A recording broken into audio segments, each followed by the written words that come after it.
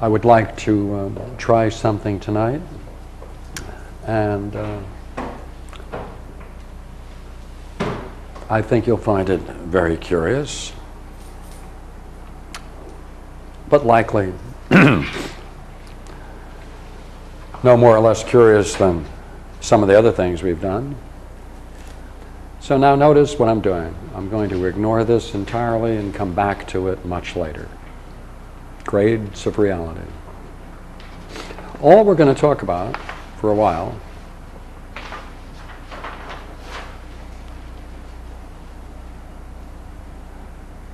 is the problem of relations, relationships. There are only two things in the universe. There are only things and things related to one another. So therefore, there are only things and relations.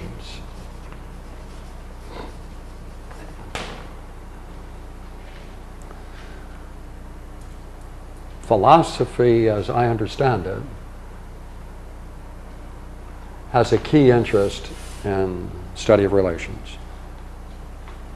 So all we're going to do is see whether we can develop a vocabulary to talk about relations, that's all. Now, in order to do that, you can see two wonderful people there, and have to give them names, and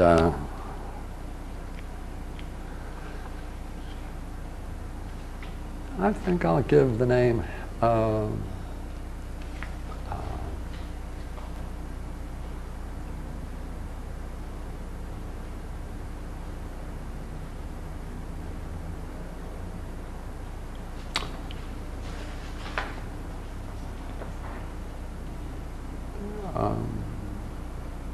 Sarah.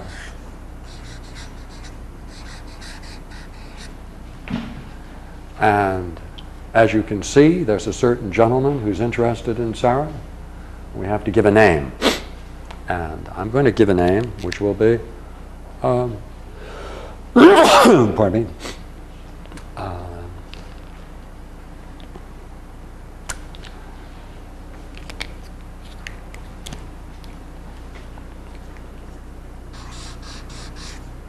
curious name, Manny. Right?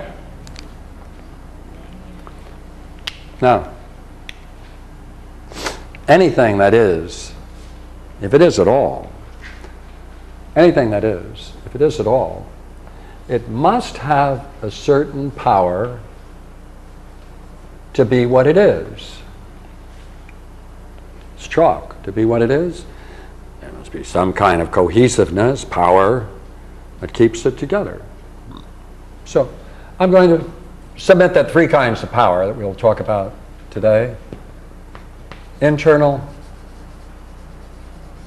external, and potential. Let's see if we can do it.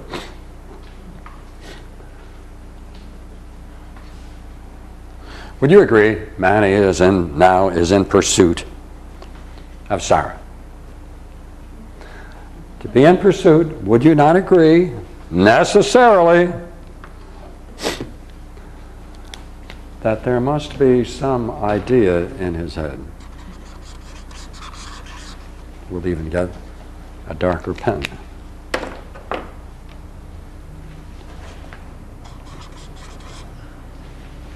Agree? No idea, no relationship. That is, he must have some reason to reach out. Now, would you agree that's the cause of this relationship as he pursues it? He doesn't know how far he's going to get.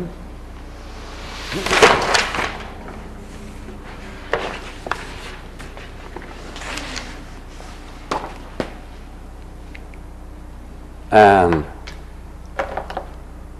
we'll even go a step further and tie it down.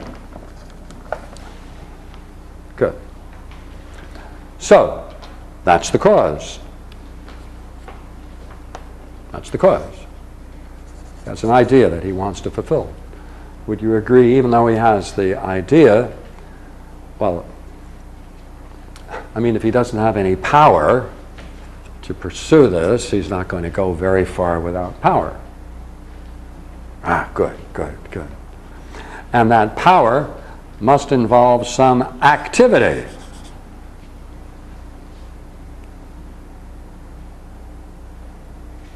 And therefore, he's now going to involve himself in a certain activity, and that activity itself has a power.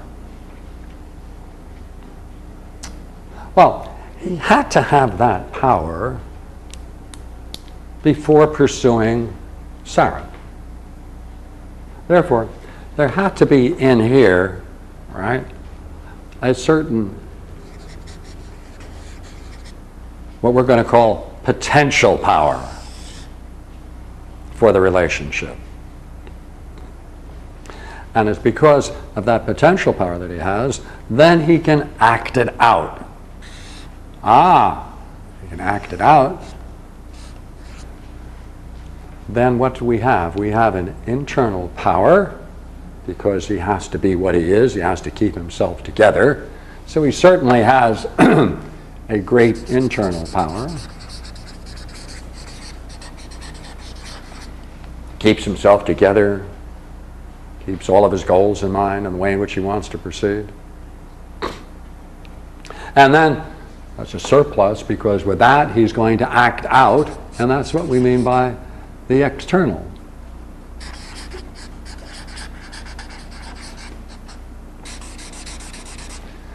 And he must have had that power and somehow in reserve in order to enter into this relationship. Now wait a minute. Sarah. I mean, to be possessed by Manny, she had to agree to it. She had to agree to it.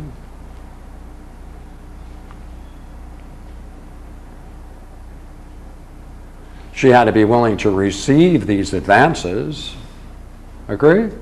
Must be willing to receive the advance.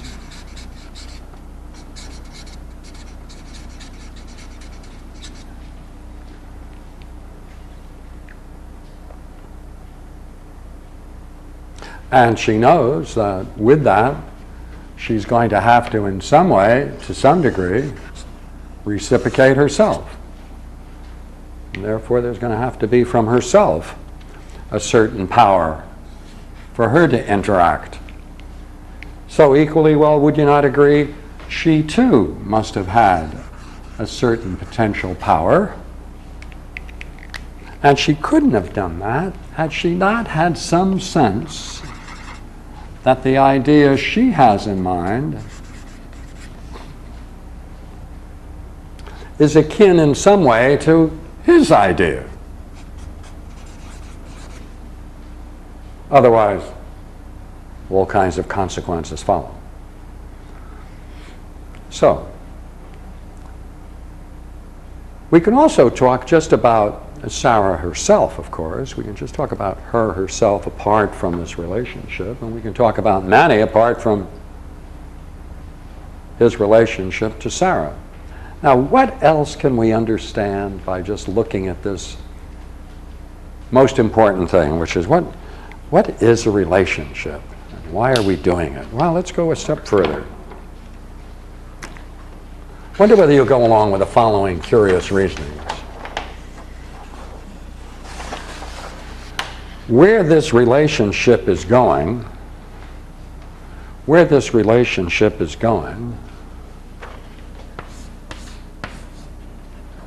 it's going, which is, well, let's say that for the sake of which they got together,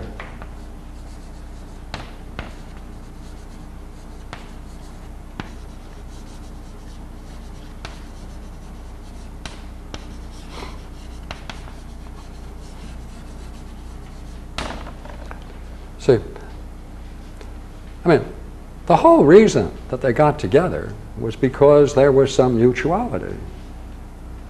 Now, notice this now. Is this true then? The cause that brought them together, which is really that idea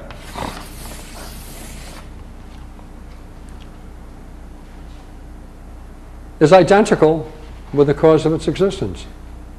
The idea is identical with the cause of its existence. That idea is the cause of the existence of them coming together. Agree? I mean, if they now have a relationship, then that relationship exists, doesn't it? All right? The relationship now exists. Let's bring them a little closer. All right.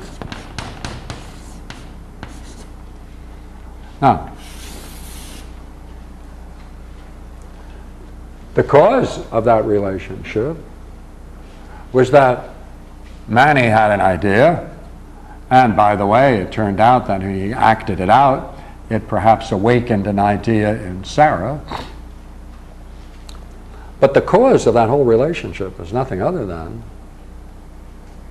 that idea, which is now directing all of his actions, to which she must necessarily respond in a similar way,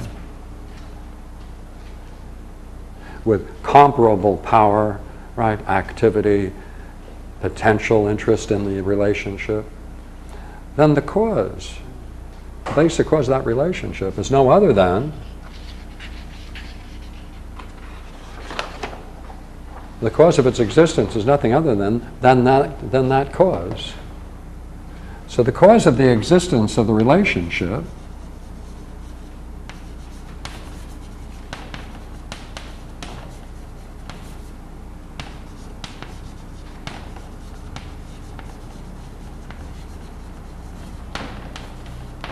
is nothing other than that, we can call it final cause. What I mean by final cause is that for the sake of which they got together in the first place. So there they are, they're now together. We can now talk about the existence of that relationship. It depends upon a certain cause.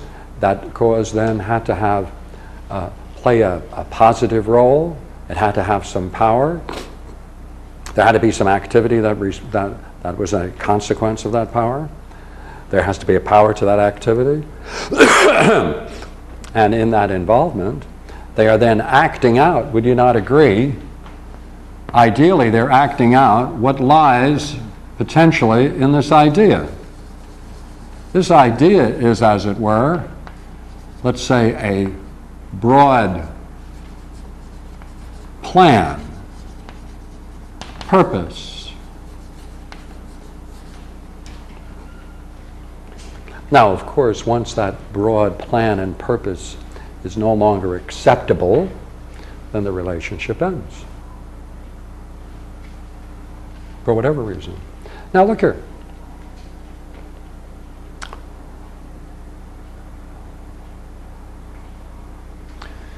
Something else about this. I wonder whether we can use this sentence. The cause, the idea, it remains within the activity of its cause. Look at this.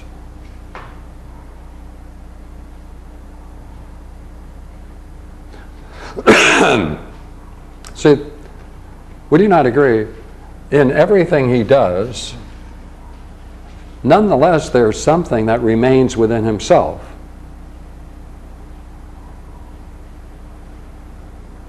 That's the idea.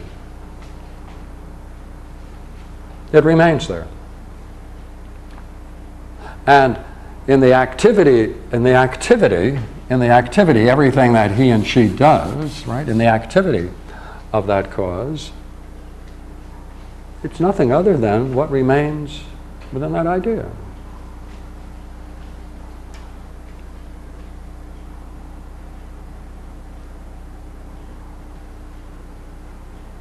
Now,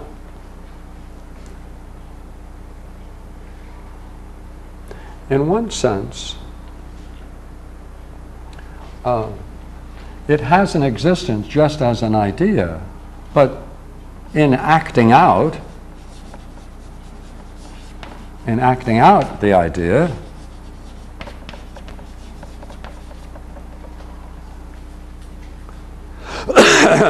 they're departing from it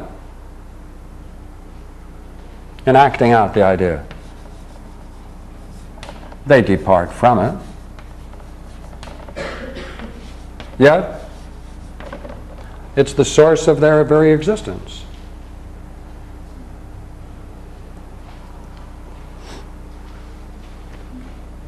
Let's look at it again. Would you not agree that the degree to which they can become involved in other things, now I want to consider that as these figures here, to separate it from the other, that he may then, do something else, not necessarily consistent with that original idea, and she too may want to turn it in some other direction. But in terms of the original goal, if they return to it, agree to it, and allow it to be acted out, well, then that's a standard of perfection. Their perfection, what they've agreed to, right? So therefore, it's returning to this cause, well, it's the very goal of perfection. Because we can talk about how, as it were, how successful the relationship is if we just ask, to what degree are they acting out all of the implications of that plan? If they're acting it out with the full force of their being, then we can measure their relationship, at least internally, by that very standard.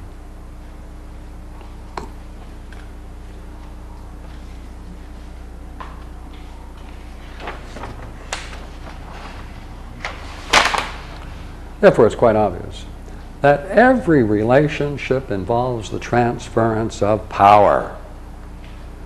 No transference of power, no relationship. Therefore, this whole thing is nothing other than a transference, back and forth, transference of power.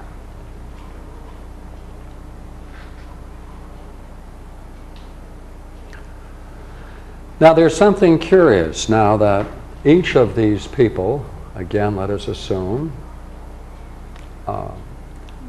they can keep their goal, which is the very condition of their existence, in mind as they do whatever it is they do.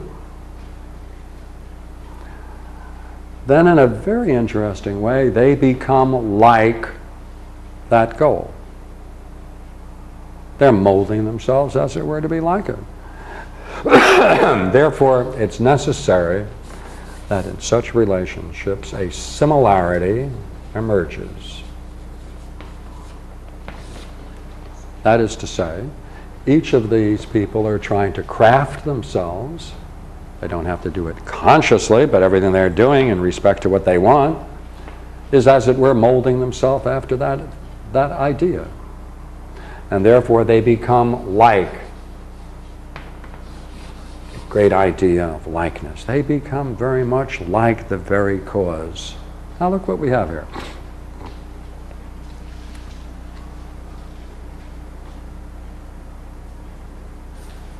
We could call her, for a moment, the effect. And we could speak of him as the primary cause of the relationship.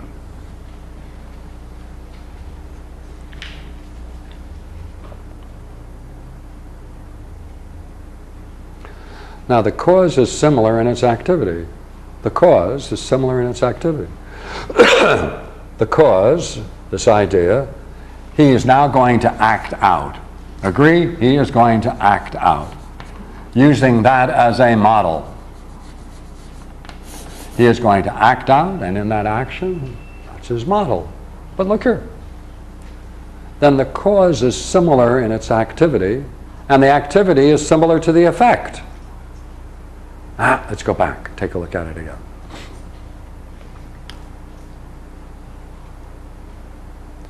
The cause, that idea, is similar.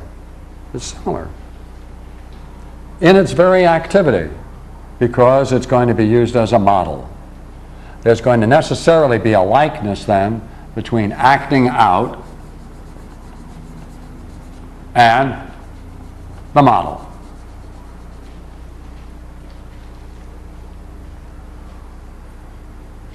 The activity is similar to the effect. See, if he's acting in this way, and she accepts that way of acting, then doesn't it equally follow that the effect is having, the activity is similar to the effect? Because of one thing. The model is a potential source for everything they do. For the potential is there. See?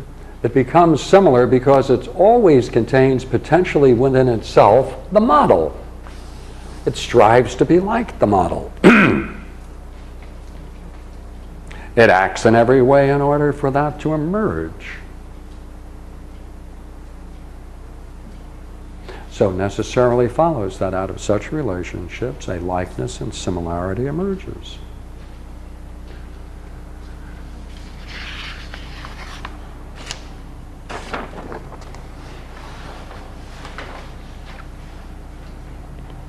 Now look here.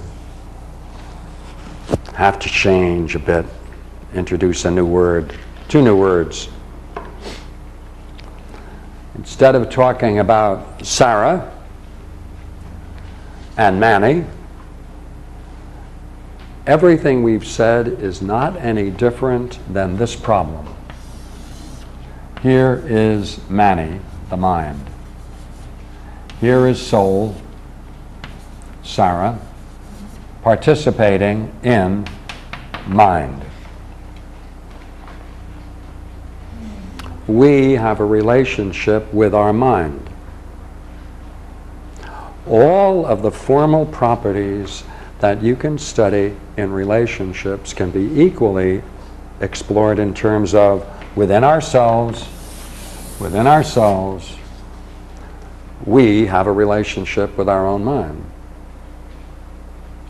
Now, that's rather peculiar. Which has which? Which is the cause and which is the effect? Does the mind possess the soul? Participate in the soul? Or does the soul participate in the mind? As you look at this beautiful diagram, could you decide just by the diagram? Could you say the mind is participating in the soul? There it is. Could you equally say the soul is participating in the mind? Implications always go reverse. If you say it one way, you can say it equally well the other. So any implication of A to B is equally true to B to A. So what are we going to do? I mean, do I possess the mind or does the mind possess me? What's going on? This is rather peculiar. Is one active and the other not?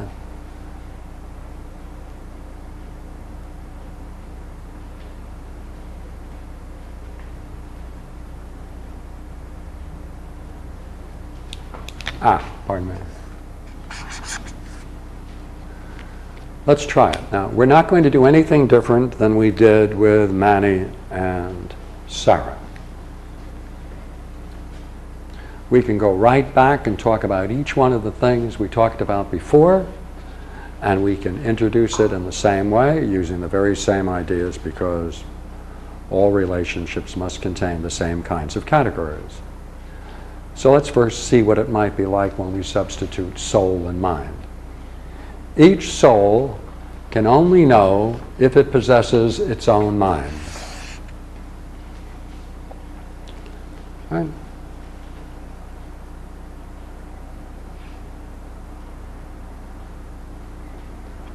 in truth, only Sarah can know if she possesses Mani.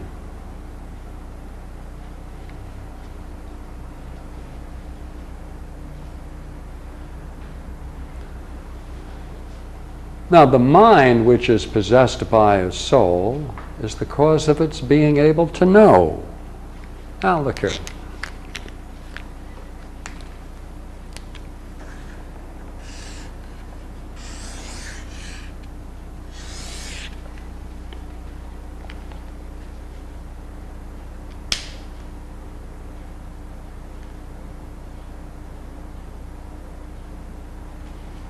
When Mani is possessed by Sarah, that's the cause of their being able to know. If possessed by, participate in, all right, can be said of this relationship. Let's try it. When Mani is possessed by Sarah, well, that's the cause of their being able to know one another. Unless she's willing to participate, obviously, there would be no way in which they could be said to know one another. Put it back now in terms of the mind. Every soul can only know if it possesses its own mind. The mind which is possessed by the soul is the cause of its being able to know. Would you agree? If you have a mind, it's through the mind that you're able to know. Right? It's through the mind that you are able to know. If you're able to know, then the soul has a mind which is then allows it to able to know. Then would you not agree there must be a cause for it? There must be some power for it to know. There must be some activity. There must be some power to its activity. There must be some potential power for its activity to function the way it is. And there must be something in itself.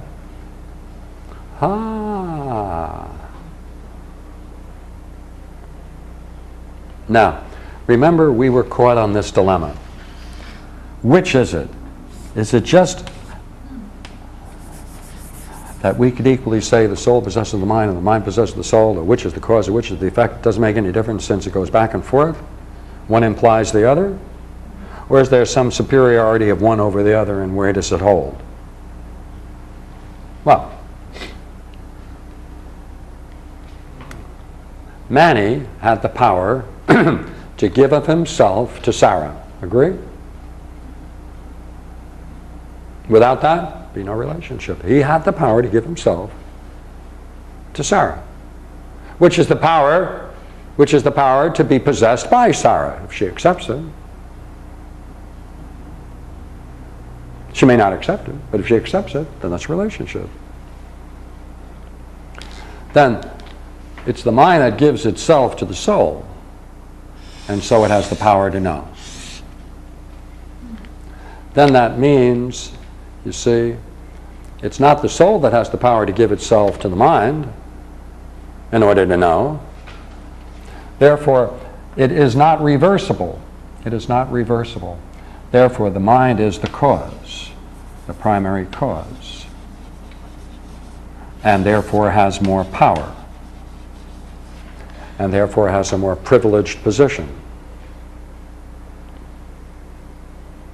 Because it has the power to give of itself to the soul so that now the soul can know.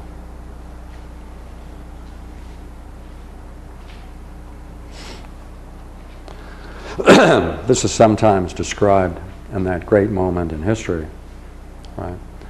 When human beings first came into possession of language, whether it was sign language or verbal language. At that moment, something had to awake. The mind had to awake in a totally new way. It had to be there potentially. There must have been something that had to stir it up. There must have been some activity that preceded, that awoke it, that brought it from being just an internal potential power to emerge outward and fulfill its potential. Therefore, the mind has a vast potential. It has an internal power to remain in itself, to function within itself. It also has an activity that proceeds from it as it seeks to know. That itself has a power.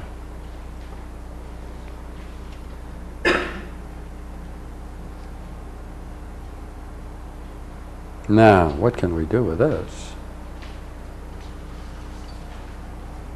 Notice every time we're making any statements, we go back to Manny and Sarah, don't we? He had to have the direction. He made the step, right?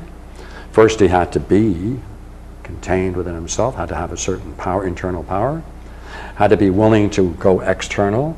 He had to fulfill an idea in his own mind. He had to then gather the necessary power for that activity to proceed. He had to be willing to act out on the model that he had, that then allowed a relationship to emerge. She, on the other hand, notice we can talk about the same thing as she's the possessor. Right? We can talk about her as a possessor. In the same way we can talk about the soul then, possesses mind. Right? It possesses mind, and now it can function through knowing.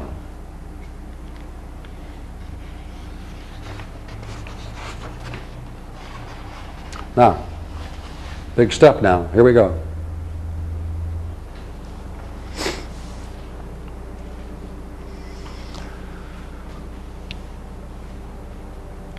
Now, mind, if it has power, and an activity proceeds from it, if it has power, and if it has an activity that proceeds from it, anything that has a power, remember what we said, anything at all must have a power in order to be.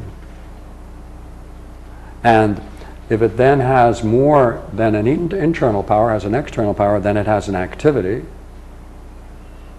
Well then, if mind then has a power and activity, then you can say, you know what? It exists. Now, I don't want to use the word exist. I want to use another word which is similar to it. It has being, which is a fancy word for exist. Therefore, mind exists.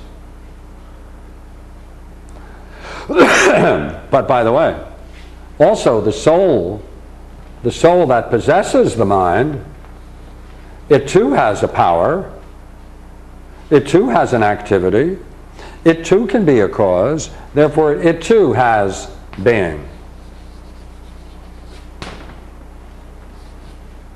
Or exists.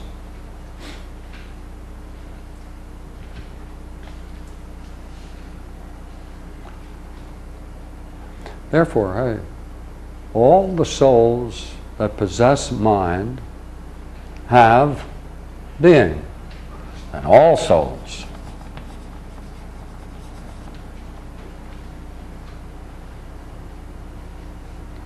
Well, you know what that also means? That means all individual minds that are possessed by each soul, they must have being too. Huh. Well, look here. Notice what we have now. We can now extend this.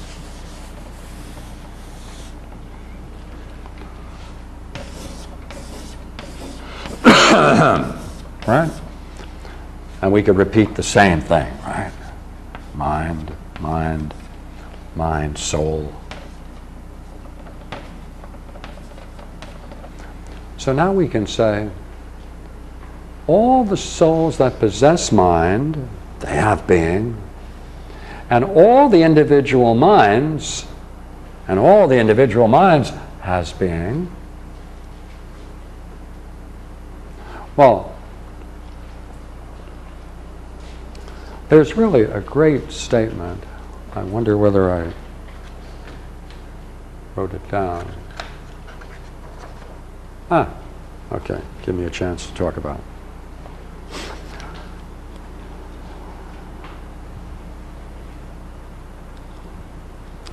It's a great statement of Proclus. And I have found a way of expressing it today that's somewhat different, so I'd like to use it. I got this in a coffee shop. So, let's see whether you notice something curious about it. I'm going to see whether this can be said to be a principle.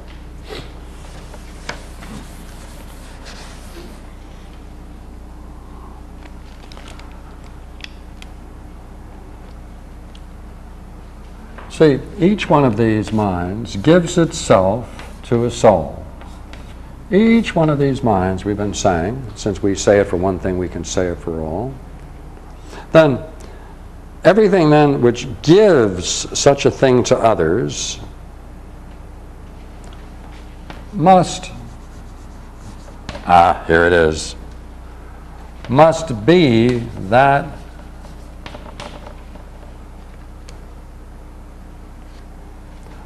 that which it gives to others. Now notice this is very abstract. So everything, whatever it is, must be that which it gives to others. So anything that gives something to others freely, it must be that which it gives to others.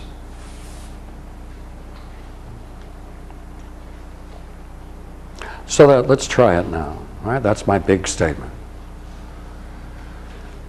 If the mind, individual mind, gives itself to each soul, then we're saying then there must be something called mind, independent of all minds,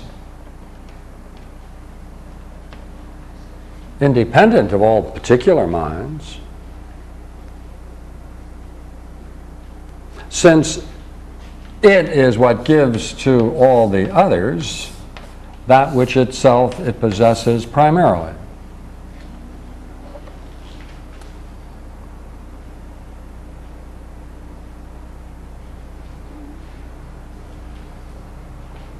Is it possible that all teaching fulfills this condition?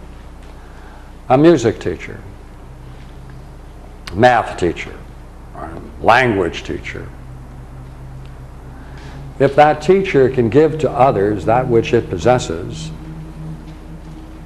would you not agree, no matter how much it gives to the others, the teacher has more than he gives or she gives? No matter how much you give, there's always connections and meanings that you've come to that you can't simply disclose it all, because it may be too obvious for you. Therefore, whatever the teacher gives to others, the teacher itself contains that primarily. Music, dance, cooking, anything. And has it in a more fundamental way, all right, more fundamental way,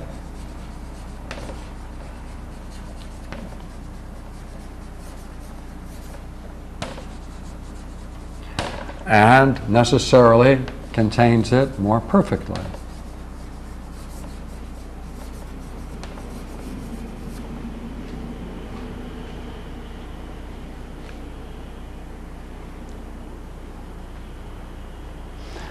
Therefore, from this reasoning, we would say there's a basis for saying mind then exists, and it then gives to souls the various individual aspects of itself, which it possesses more fundamentally and more perfectly, and must exist prior, and must be prior.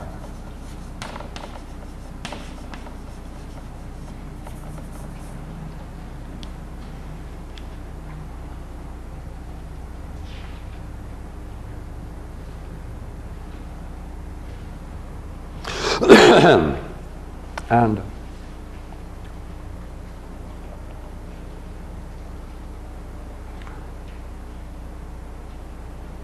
we can now reflect and say, now, therefore, all mind has being, I'll put a B next to it, right?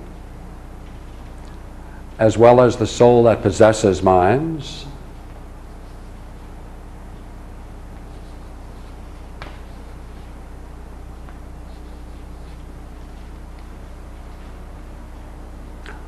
And also all the individual minds. All the individual minds possess being.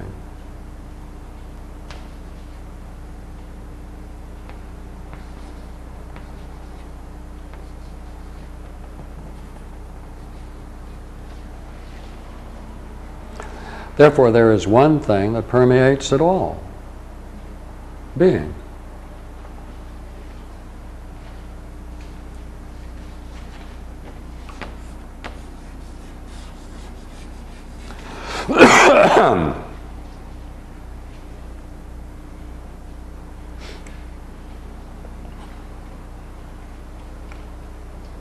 Now, look here. Notice what we're saying, though. Let's go back to what we're saying. If there is such a thing, if anything exists at all, if there is such a thing as being, and if it's a cause, if it exists in any way, right? If it exists in any way, it must have some power. There must be some activity that proceeds from it.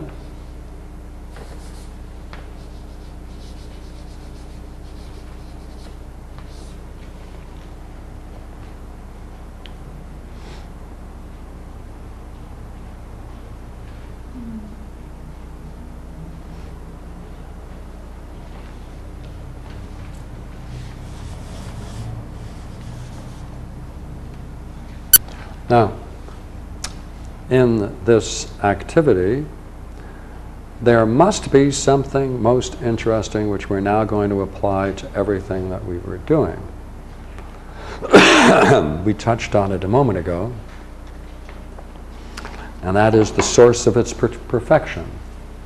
Do you agree we said the cause of the perfection of that relationship between Mani and Sarah must be, in terms of the relationship itself, the degree to which they can actualize that idea they have in themselves, which they voluntarily accept and voluntarily act out, then all their activity is in respect to it, all the power they can have then acts out and flows through them, and therefore they can be said to have a relationship based upon a common broad-based plan and purpose. Well, then, in order to gain that kind of relationship, they must continuously, in one way or the other, intuitively, in one way or the other, always go back and reflect on the source of their own existence, must they not? They have to return to the source of their existence. That's the idea.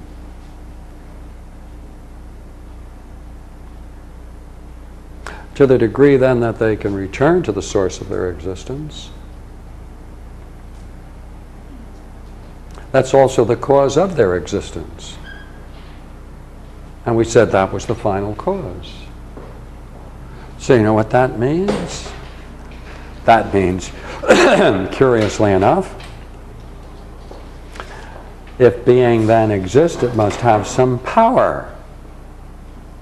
It must have some activity that proceeds from it. And that activity must be to return to its own origins, for that's the very basis of its perfection. But in that moment of returning, you see, in that very moment of returning, in that moment of returning,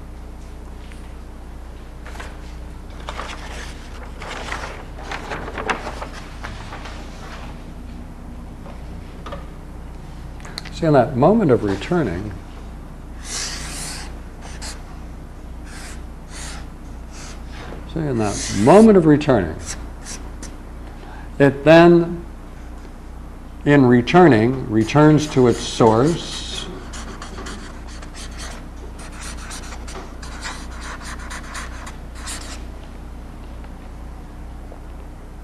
finds its perfection there,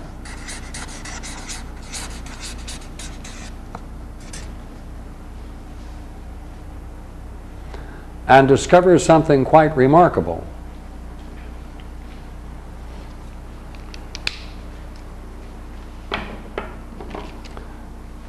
Would you agree that something is interesting about this, and that is that we said before that when they return to the cause of their own existence, which is the final cause, what they really come to is the very idea that started out the entire relationship.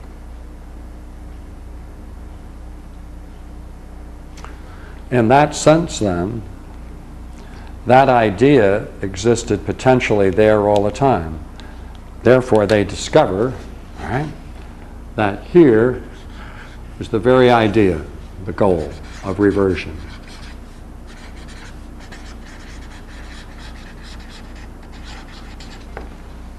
They discover in one sense that in this entire development, gaining the power, acting out the activity, that they return to their source and discover that part of themselves never left its source.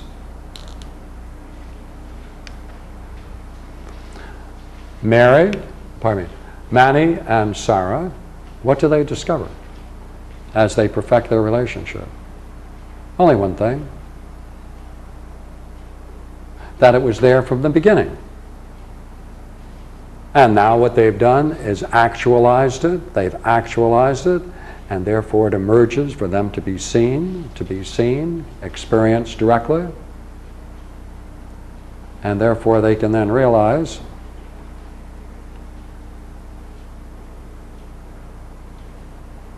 that everything they did was already implicit in the first act.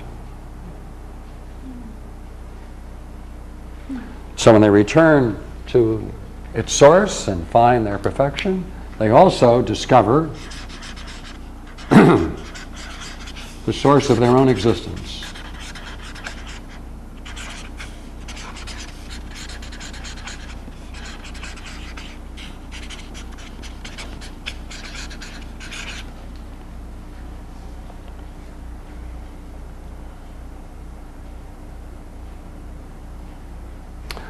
And therefore, in that sense, all right, they discover the source of their own existence, then this is nothing other than the knower engaging in an activity of knowing, which then becomes the object of what is known. But the knower then discovers, what does he discover? What does she discover? The same thing, which is that the knower, in acting out, right, coming to know, has to go through a certain process of knowing, activity, and then comes to the object that is known, which is nothing other than the very condition of their existence. And therefore there's no difference, and therefore the knower, the knowing, and the known are one.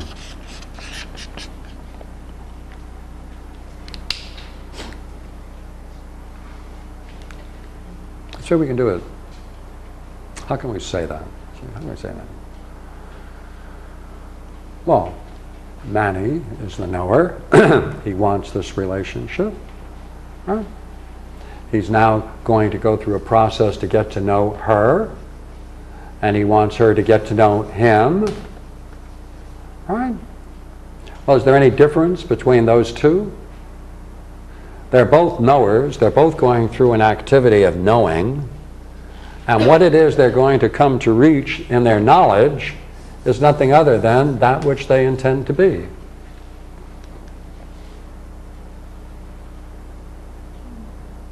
Which is the object of knowledge, which is really themselves. That's what they want to be. That defines their existence. It allows them to see themselves in a very fundamental way, more perfectly.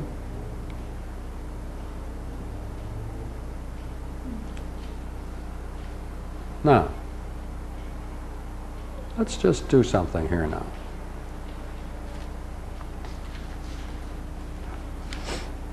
Let's go back into this.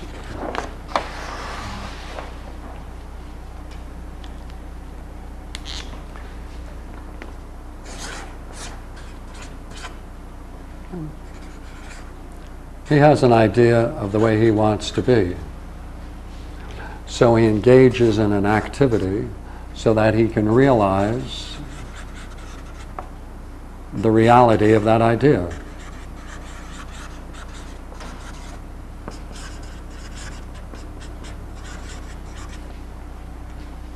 To that degree, all of the activity that he's engaged in, right, the activity itself,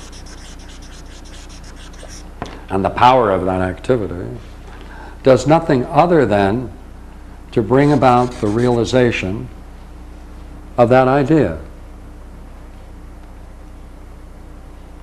That is contemplation.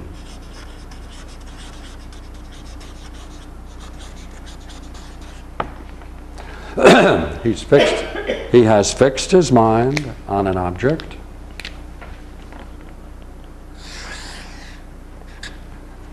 The actions that he engages in with Sarah, all of those actions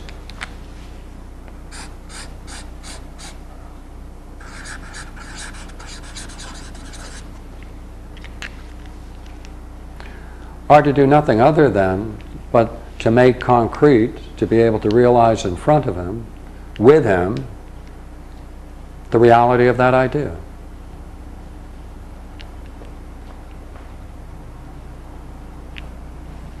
Now, suppose for the moment that that idea is the way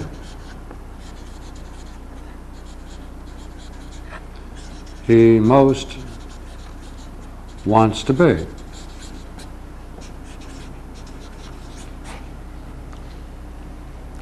Then the idea is not something alien from himself, but he's now realizing an idea of the way he most wants to be. She in turn now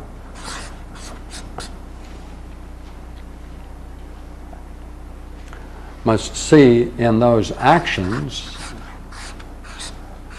that that's the way he most wants to be, and she can expect, therefore, if that remains that way, that that can be the basis, a natural basis for maintaining a certain curious kind of relationship. That is, it may not be an imposed idea.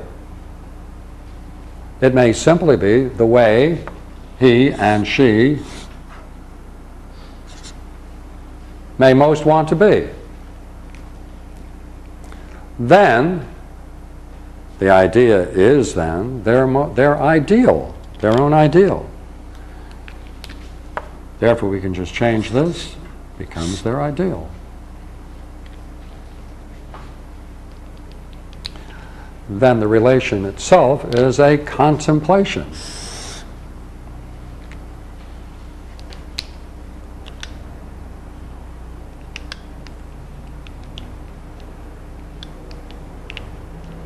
It's the basis then of a fundamental way of being.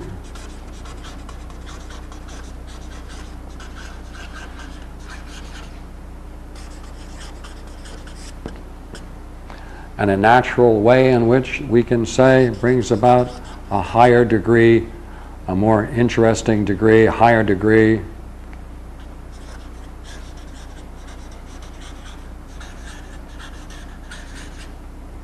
of one's own perfection.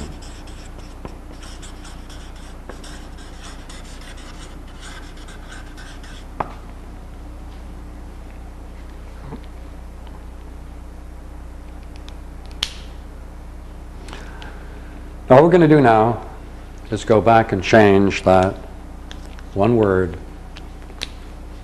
This is mind, and this is soul. Then, we then have a mind. Implicit in that is that there should be some way in which we can be most ideally what we want to be, even though it's not a blueprint. that presupposes then that that's going to be the cause of our actions. To try to develop that means then that we have to allow mind, right? We have to allow mind, see, here it is now, we have to allow mind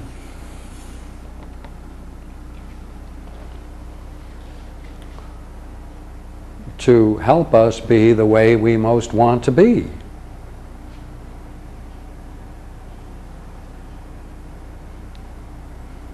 Now, whatever you look to at that moment, it's not an artificial idea. Because if it is, you'll reject it. Right? So, by working through this idea, which is an ideal, right, it means then we have to then gain access to the fullest participation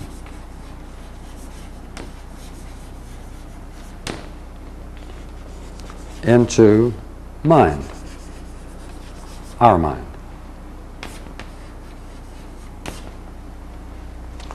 Because whatever it contains potentially, okay, whatever it contains potentially,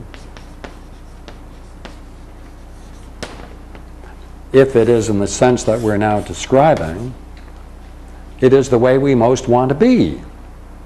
So whatever richness there is in such a dream, right, then we want to access that potential and allow it to emerge through the fullest participation into mind.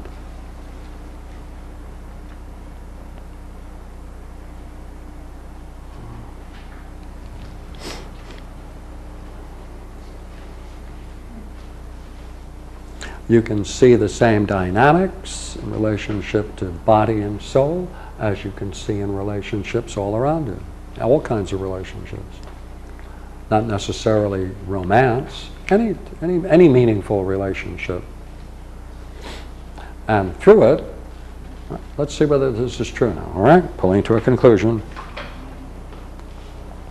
If there are meaningful relationships,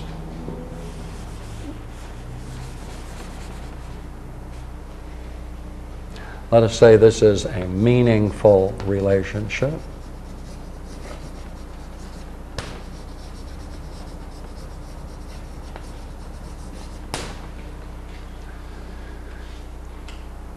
Then that meaningful relationship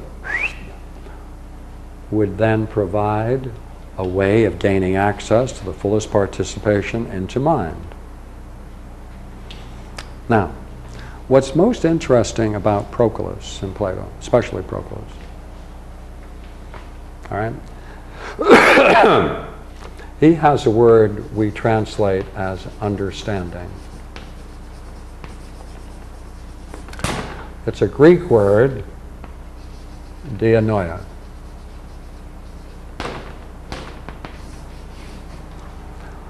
For Proclus, he says that the activity of dianoia, which I prefer to use rather than the word understanding, and this is why. He says one must learn to exercise the dianoia.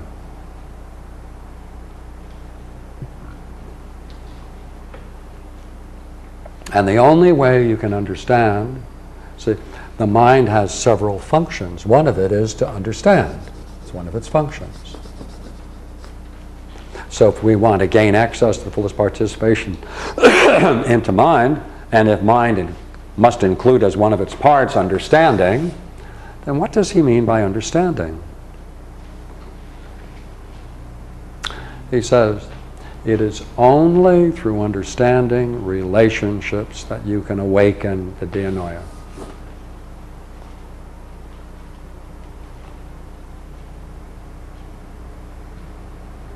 It's only through studying relationships that you can understand awaken the dianoia.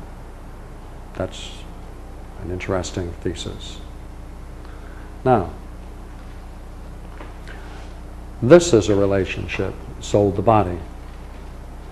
mind to soul. They're all relationships. If the dynamics that we need to explore to talk about the relationship of soul and mind are not any different than talking about Mani and Sarah, then we can work back and forth talking about things we're most familiar with, shift the language, and then talk about mind and soul. Because soul for the Greek, remember, is not some ethereal thing floating around above just a little bit below the ceiling. It is that within you that plans, commands, and takes care of yourself and seeks your benefit. So whatever it is, you see, within yourself that plans and commands because it cares, right? There's a part of us that cares for ourselves. There's a part of us that commands us to do certain things. Part of us that plans all kinds of things to try to bring about a better way of being. That's what the Greeks call soul. With one addition, of course, maybe a couple of other additions, but it also brings with it life. Right, source of life also.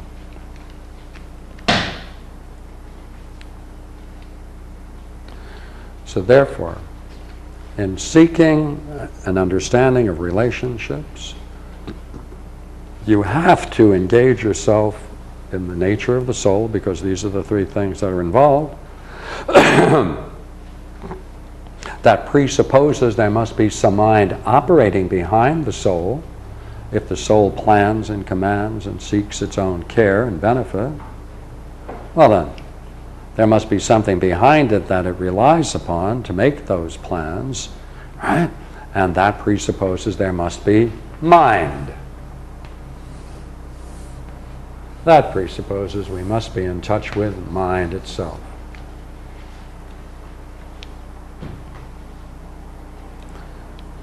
Now, that means then that we can now go back to the beginning and say we can study one another, learn all we can about relationships, knowing full well that relationships that you discover is going to allow you to see things in general, which you can then apply to the realm of soul and mind, soul and body,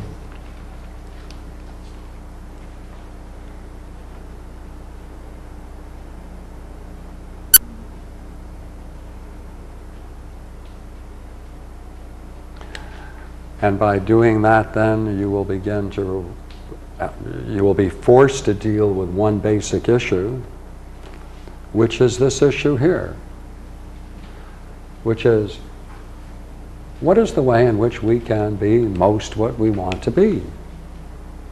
That means being open to it, that means studying relationships, and that means now, can you treat yourself, can you relate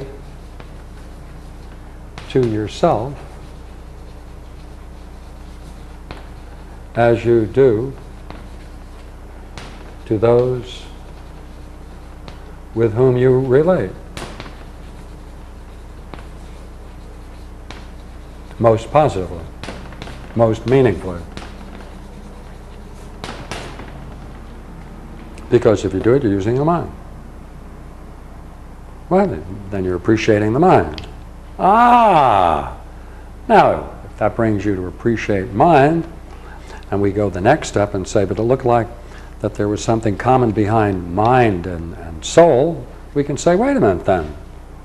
How does the mind and soul, especially now, how does the mind and soul relate? Oh, we got a lot of information on it. I mean, we go the next step and say, how does the individual mind relate to mind itself?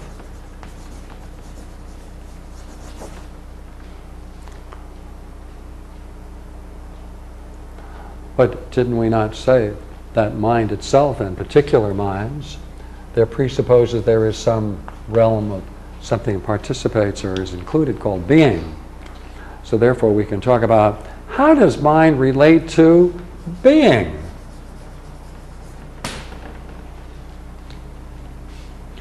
Doesn't make any difference. Whichever things you see in a relationship, the same set of relationships that are common to all relationships could be equally binding on that.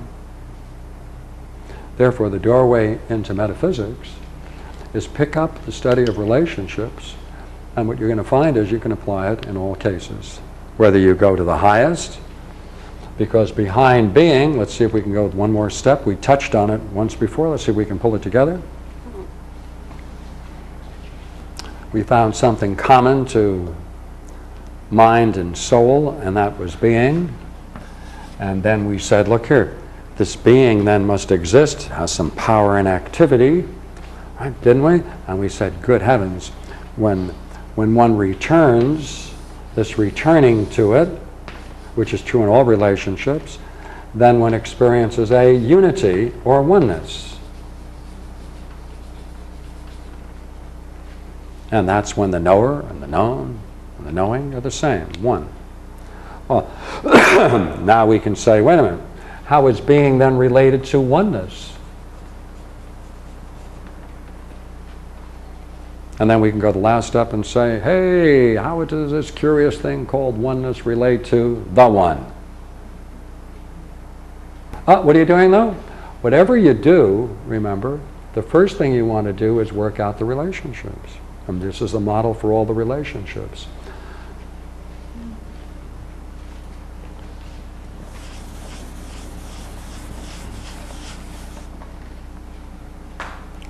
So if we have a hierarchy, the one or the highest good, oneness, right? Being, intelligence, vitality, or power, right? Soul, all right? And soul and body.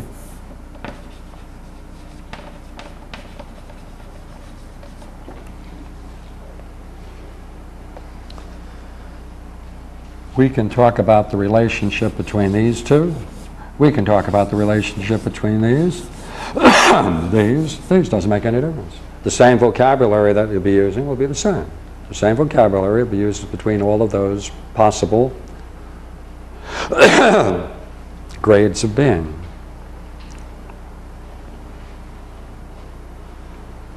And what guides all of these is that for each one of these, there's a return to the source, a return to the source, return to the source, return to the source.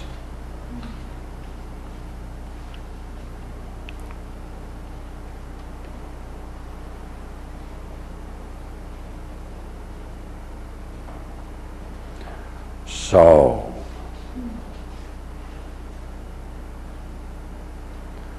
our most fundamental way of being, which is intuitively, when you're in a better place, right, that intuitive sense of a better way to be, is nothing other than mind.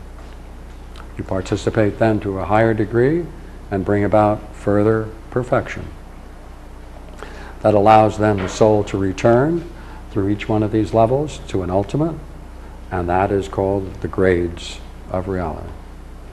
Thank you.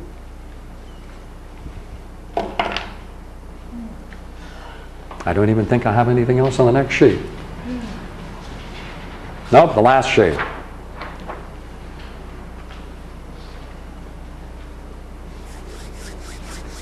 wanted to ask you. I can't hear you. I wanted to ask you, in the way you were talking, it sounded like being took on a certain characteristic that when you turned or returned upon itself, that it was like that was when being occurred. But that's not what I was, well, in my own mind, I thought being was a certain existence. Like this exists, that exists. But I got the idea that as you were talking, being didn't occur until you participated. Did I miss something? I don't know whether you missed it. The view you have is a view you have. Whether you can reconcile it with this is an interesting task. But here, you see, the word maybe that'll help you here. Intelligence, another word for intelligence is mind.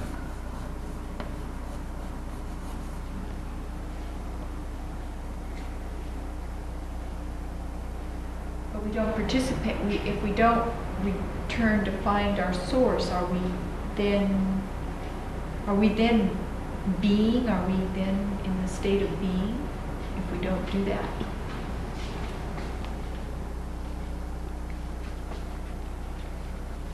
I guess my other question is more. Well, pardon me, before you do that. These are dashed because they're not three. See, if the fundamental level of reality was only being but had no intelligence, then it would be dumb. And if it didn't have any vitality, it'd be dead.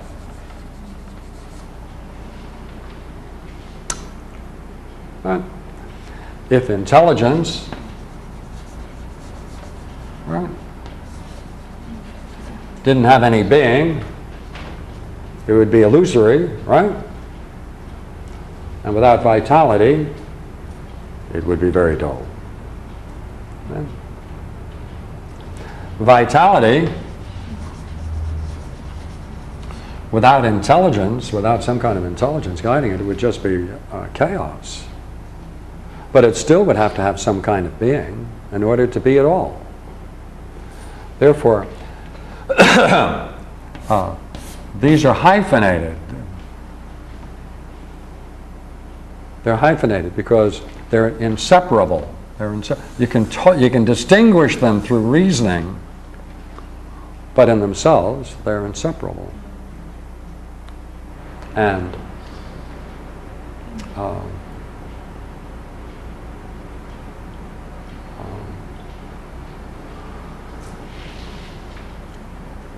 see, this would be on this level.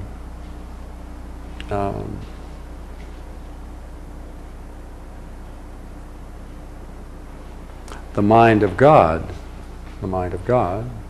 with all the vitality of that mind, right?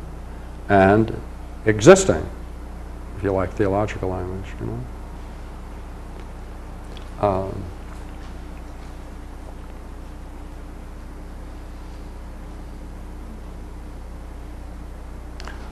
And of course, one of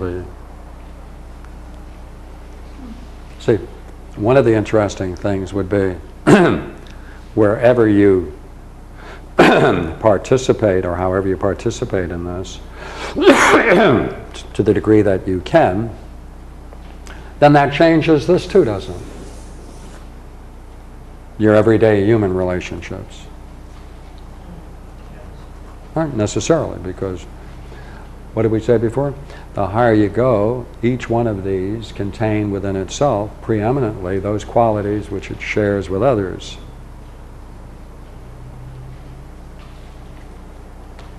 And you could then put this whole thing, if it were possible, to say to have this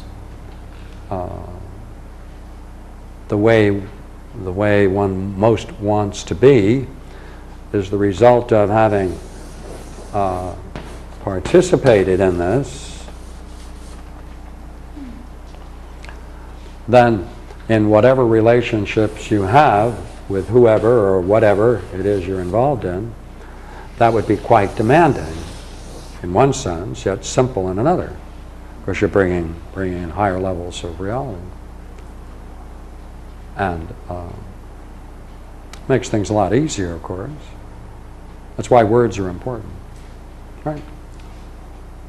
To share words is love. Same thing, love sharing words, so that you can then be the way you most want to be. Oh. My question's probably even more simpler than Hope so. not maybe just more elementary. Does the soul have its own existence apart from mind at any time, or it doesn't necessarily have that kind of relationship, maybe even to a very elementary degree. Yes. Boy, I'm sure glad when people ask yes or no questions. Okay, so it does. Because 50% of Sorry. the time, you're right. No. If you call what we're calling soul, then That already participates. that already right? participates to some degree in mind. That admits of higher and higher degrees. Even a cell, an organism, at some level it looks like it may direct itself towards some goal. Takes care of itself. Takes care of itself, and may in some sense, if it has some kind of direction, might even have some rudimentary function of mind.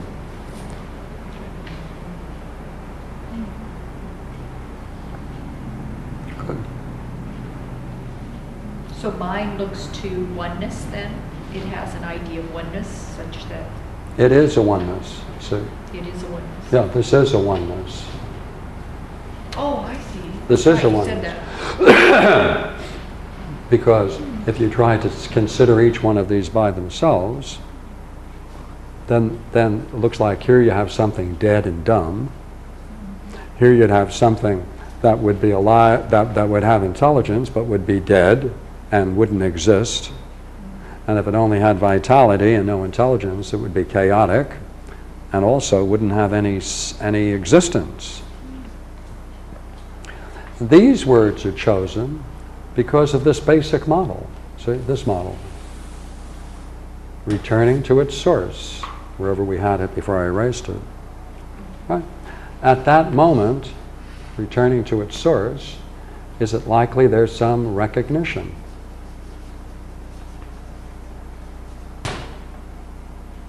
If there is some recognition, if one recognizes the source of one's existence, if one recognizes in that experience a great deal of joy, enthusiasm, vitality, then you have in one experience these three things. The experience of luminosity, luminosity, radiance, is the same as this. One recognizes a higher sense of reality or being in that experience, in the transfiguration experience. One recognizes it's part and parcel of mind. One recognizes that it is alive, fully alive in the highest sense. Therefore, it's one experience within which you can make these distinctions, but they don't exist apart in reality. Like you can't go in there and tie another one up with bows and send it to a colleague. But by allowing these distinctions to be made in reflection, then you can make more and more distinctions. You can understand it more fully, and that will bring you back to understand relationships, which is the practice of dianoia, which is what Proclus calls true understanding. And now in the same way, when we were doing dreams, you see, dreams come from the mind of the soul, doesn't it? And that helps us, does it not, return to become the way we most want to be? That's what it does. Self-requiring, self-reflections, doesn't it? So, some people do it through dreams, meditations, a large variety of ways. So that was my experiment to see whether I could bring you into this stuff through everyday relations. Thank you. Very pleased to be able to do it. I hope it was clear. The real point then, you see, is that metaphysics is not an arbitrary invention. Its statements and its principles emerge in and through relationships. And then you begin to see it, you can apply it here and here and here. And there's one set of terms which can go. One set of terms. Or as we sometimes say, relations are constant, terms may vary.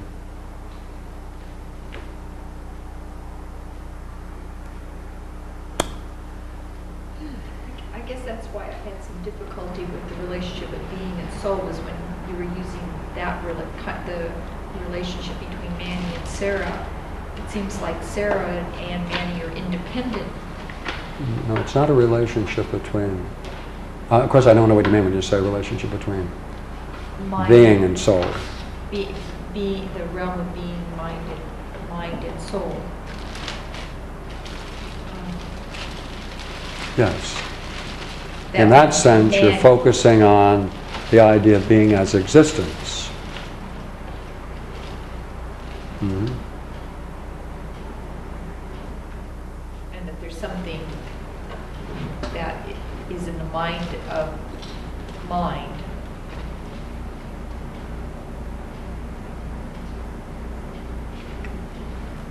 That is, when activated, then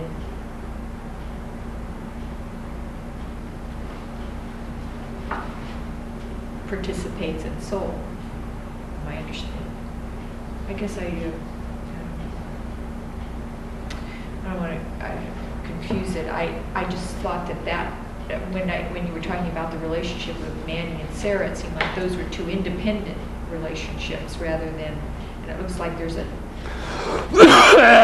dependent relationship between mind and soul.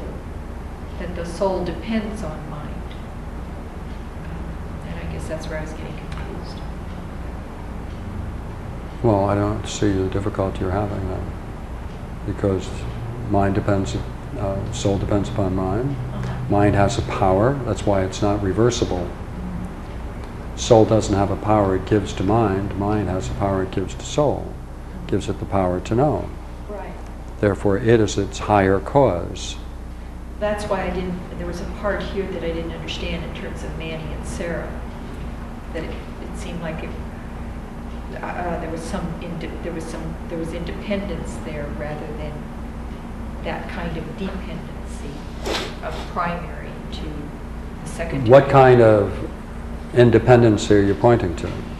Well, I thought you mentioned that when Sarah turned in, that she also has an idea in her mind, which I thought came from her, of which then she would turn. But in order to receive these advances, she has to be able to receive that. And that means there is something within her to which there corresponds a basis for a relationship. Good. Thank you.